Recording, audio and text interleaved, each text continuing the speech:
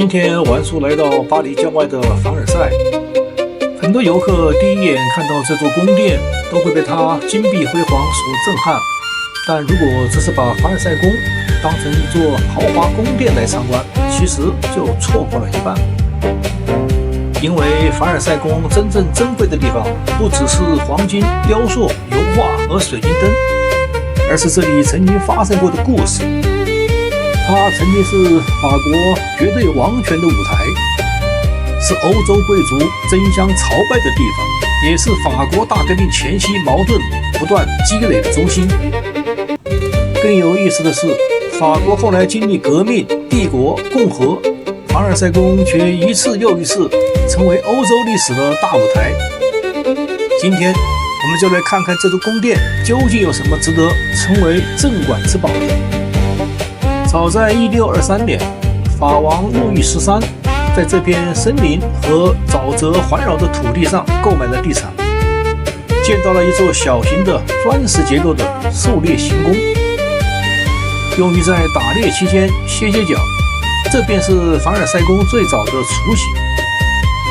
到了1661年，經過了6年投石黨運動政變的太陽王路易14決定遠離動盪不安的巴黎，他下令將父親的狩獵行宮擴建為極盡奢華的皇家宮殿。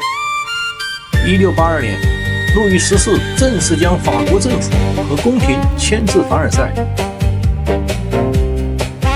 凡爾賽宮門前的廣場上就立有路易14騎着馬的青銅雕像。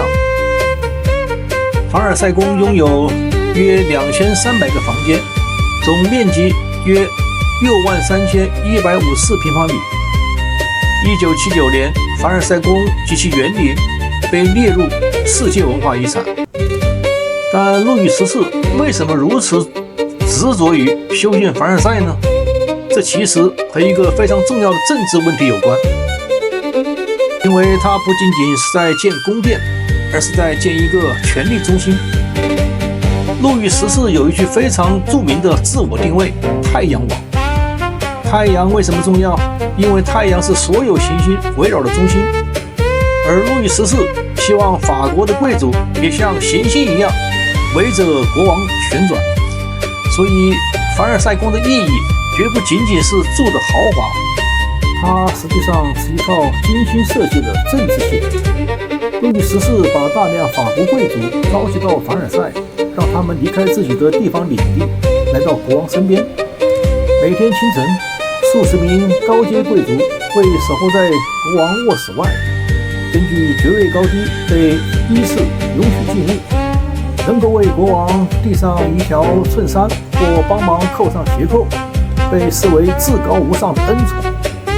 通過這種方式，路易14成功將原本可能發動叛亂的領地貴族吸引並束縛在宮廷內，讓他們為了虛榮的頭銜與特權相互爭寵，從而鞏固了中央集權。換句話說，在凡爾賽，距離國王有多近本身就是一種身份，這就是凡爾賽宮最有意思的地方。你看到的是黄金和大理石，實際上看到的卻是一套精密的權力遊戲。第一件鎮館之寶，鏡廳。如果只能選擇凡爾賽宮最著名的一處建築，那麼答案幾乎沒有懸念，鏡廳。它長約73米，高10.5米，寬約12.3米，一側是17扇巨大的拱形窗戶，正對面的牆壁上則對應着17組鏡面拱廊。整個大廳擁有357面鏡子，但你千萬不要認為這只是為了漂亮。鏡子在17世紀可是非常昂貴的奢侈品。當時歐洲鏡子的制造技術長期受到威尼斯的控制。路易14時期的法國正在努力發展自己的制造業，因此凡爾賽鏡廳實際上還承擔了一個重要的任務，向歐洲展示法國已經能夠制造如此巨大的鏡子。也就是說，這些鏡子不僅僅是在造人，他們其實是在告訴歐洲，法國的工業、財富、藝術和技術都已經達到一個新的高度。鏡廳的建築本身也非常巧妙， 17扇窗戶把花園的景色引入室內，而對面的17組鏡子又把窗外的景色反射回來。站在大廳中央，你會產生一種室內與室外融為一體的感覺，而抬頭看天花板，你又會發現另一層信息。天花板上的巨幅繪畫由宮廷畫家夏爾·勒布倫設計，描繪的是路易14統治早期的軍事、政治和外交成就，所以整個鏡廳實際上像是一部巨大的王權宣傳片。下面是法國最奢華的宮殿，牆上是法國最先進的鏡子，頭頂上是國王的功績，窗外則是路易14精心設計的巨大花園。你走進這裡，實際上就走進了太陽王的世界。第二件鎮館之寶，凡爾賽花園。路易14在1661年讓勒若特爾負責設計和改造凡爾賽花園，而勒若特爾最重要的特點就是把自然變成幾何圖形，道路筆直延伸，樹木整齊排列，噴泉按照軸線分布，水池、雕塑、林荫道全部服從一個宏大的幾何體系。在鏡廳中央往外看，可以看到著名的大透視，這條中軸線一直延伸到遠處，最終與大運河形成巨大的景觀體系。在17世紀，要在凡爾賽這片高懸於塞納河之上的乾燥丘陵建造數百個噴泉，並保持水流噴湧，是一項幾乎不可能完成的工程挑戰。為了解決水源問題，路易14的工程師們修建了龐大的水渠網絡、水庫以及地下管道系統。最令人嘆為觀止的是，建造於塞納河上的馬力機械。這項巨大的機械裝置利用塞納河水流動，推動14個龐大的水車，帶動超過200個泵機，將塞納河水抽高上百米，再通過數里的運河管道輸送到凡爾賽宮的高位水庫中。儘管有此項奇蹟般的工程，花園噴泉的水量依然無法滿足數百個噴泉同時噴湧的需求。為此，當路易14在花園巡遊時，侍從們必須手持哨子，隨着國王行進的腳步吹哨通知遠處的水泵工，國王走到哪裡，哪裡的噴泉才臨時開啟，而國王離開後則迅速關閉，以此來節約水資源。為什麼路易14要這樣設計？因為在他那個時代，花園並不僅僅是休閒場所，它也是權力的象徵。樹木要聽國王的話，河流要聽國王的話，土地也要聽國王的話，甚至自然本身都必須被改造成國王想要的樣子。第三件鎮館之寶，皇家禮拜堂。凡爾賽宮有一座非常值得注意的建築——皇家禮拜堂，它是路易14時期最後完成的重大工程之一。它的建築高度很高，擁有巨大的窗戶和宏偉的拱頂，同時又融入了法國哥特式建築的某些元素。更有意思的是，這裡並不是普通的教堂，它是王室生活的重要組成部分。每天上午，宮廷成員通常都會在這裡參加國王的彌撒。也就是說，凡爾賽宮實際上形成了一個完整的世界。國王在寢宮生活，在會議室處理國家事務，在鏡廳接待外國使者，在花園散步，然後每天到皇家禮拜堂參加宗教儀式。政治、生活、藝術和宗教在這裡全乎了。第四件鎮館之寶，皇家歌劇院和瑪麗王后。皇家歌劇院它的開幕式與一場非常重要的王室婚禮有關。路易16與來自奧地利的瑪麗·安托瓦內特結婚。瑪麗皇後是法國歷史上爭議最大、最具傳奇色彩的王後。她的一生之所以特別，主要在於其極其戲劇化的命運起伏。她作為哈布斯堡王朝的奧地利女皇瑪利亞·特雷西亞之女，她14歲就為了法奧政治聯姻遠嫁法國，18歲即登上王位。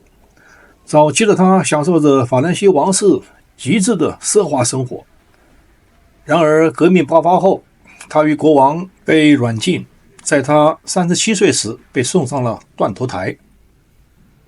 他在凡爾賽宮熱衷於高聳的髮型、奢華的時裝，舉辦無休止的舞會。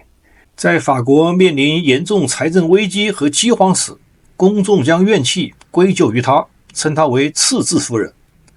但他的審美與品味深刻影響了18世紀歐洲的時尚潮流。洛可可風格在他身上達到了極致，直到今天，他依然是頂級時裝設計、電影如《絕代艷後》和藝術作品的靈感源泉。所以把它和與之關聯的皇家歌劇院並列為鎮館之寶，也是實至名歸。第5件鎮館之寶，拿破崙加冕圖。到了加冕廳，這是拿破崙加冕圖，他的畫師叫雅克·路易·大衛，他是法國新古典主義的大師，更是拿破崙的御用首席畫家。1805年，拿破崙親自找大衛下單，定制了這幅畫。畫的是1804年巴黎聖母院那場轟動歐洲的加冕大典。大衛特別聰明，他沒畫拿破崙給自己戴皇冠的尷尬場景，而是定格在拿破崙正親手給皇后約瑟芬戴上王冠的那一瞬間。這既展示了帝王權威，又多了幾分柔情與戲劇感。而海格力斯廳裡的西門家中的宴席其實也可以算鎮館之寶，畢竟作者保羅·韋羅內塞是16世紀意大利文藝復興威尼斯畫派的頂流大師，色彩多變，排場極大。他把聖經故事直接搬到了當時威尼斯貴族的奢華晚宴裡，描繪的是麥達林的瑪利亞在宴席上為耶穌洗腳的場景。到了1664年，威尼斯把這幅畫當作國禮送給了法王路易14，算是落戶於凡爾賽宮了。很多人想象中的凡爾賽是法國貴族每天喝酒跳舞看歌劇，但實際上宮廷生活並沒有想象中那麼輕鬆。貴族們為了保持自己的地位，需要不斷花錢，衣服要最漂亮，馬車要最豪華，僕人要足夠多。參加宮廷活動時還必須嚴格遵守禮儀。為什麼？因為在凡爾賽，你的一舉一動都可能影響你的政治地位。如果國王今天多看你一眼，你可能得到職位；如果你沒有資格參加某項儀式，就可能意味着你失去了影響力。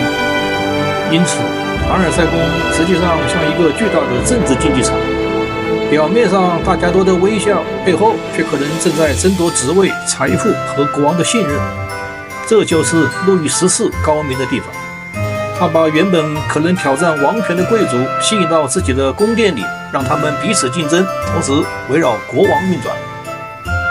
凡爾賽不是簡單的控制貴族，而是讓貴族自己參加這套權力遊戲。但是再強大的宮殿也不可能永遠維持輝煌。1789年，法國大革命爆發，法國社會長期積累的財政危機、階級矛盾和政治衝突最終集中爆發。1789年10月，巴黎民眾向凡爾賽進軍，路易16和皇后瑪麗·安托瓦內特後來被送上斷頭台。從此以後，凡爾賽宮再也沒有恢復昔日作為法國王室正式居所的地位。如果說法國大革命是凡爾賽歷史上第一次巨大的轉折，那麼1871年的事件則是另一個歷史反轉。1870年，法國與普魯士爆發戰爭，法國戰敗，普魯士軍隊進入法國。1987年1月18日，普魯士國王威廉一世在凡爾賽宮鏡廳被宣布為德意志帝國皇帝。也就是說，法國曾經在鏡廳裡展示自己的軍事榮耀，幾十年後，德國卻在同一地方宣布了一個新的歐洲帝國誕生。而且德國人並不是隨便找一個房間，他們偏偏選擇了凡爾賽的鏡廳，因為這個地方曾經是法國王權和軍事榮耀的象徵。當時俾斯麥在鏡廳主持了帝國宣告儀式，約6萬名軍官以及眾多德國諸侯參加。歷史的興衰在同一大廳裡完成了一次令人難以置信的循環。凡爾賽最著名的現代歷史事件還有1919年的凡爾賽條約。第一次世界大戰結束之後，協約國與德國的和平談判最終在凡爾賽舉行。1919年6月28日，凡爾賽條約正式簽署，地點也就在著名的鏡廳。於是鏡廳再次成為世界歷史的聚光燈。1871年，德國在這裡宣布帝國成立。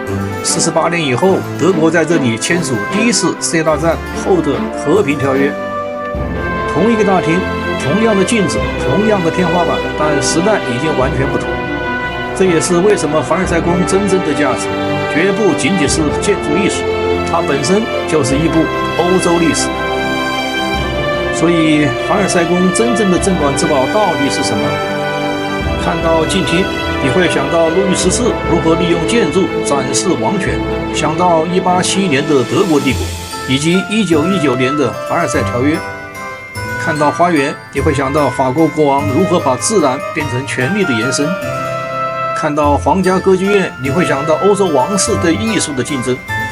看到國王和王后寢宮，你會想到瑪麗皇後從巔峰被送上斷頭台的悲劇人生。想到她死前最後一句平靜而得體的話，她因為在斷頭台上不小心踩到劊子手傷鬆的腳，而說出那句有名的話：“對不起，先生，我不是故意的。”這就是凡爾賽最迷人的地方，它不是一座靜止的宮殿，而是一座被歷史反覆使用的舞台。凡爾賽宮最大的鎮館之寶就是它自己。當你今天再次走進鏡廳，看着357面鏡子映照出的金色空間，也許會突然明白，鏡子真正映照的從來不只是人的身影，它映照的是歷史。讓你能夠聽到我的心，什麼時候也能把我想起。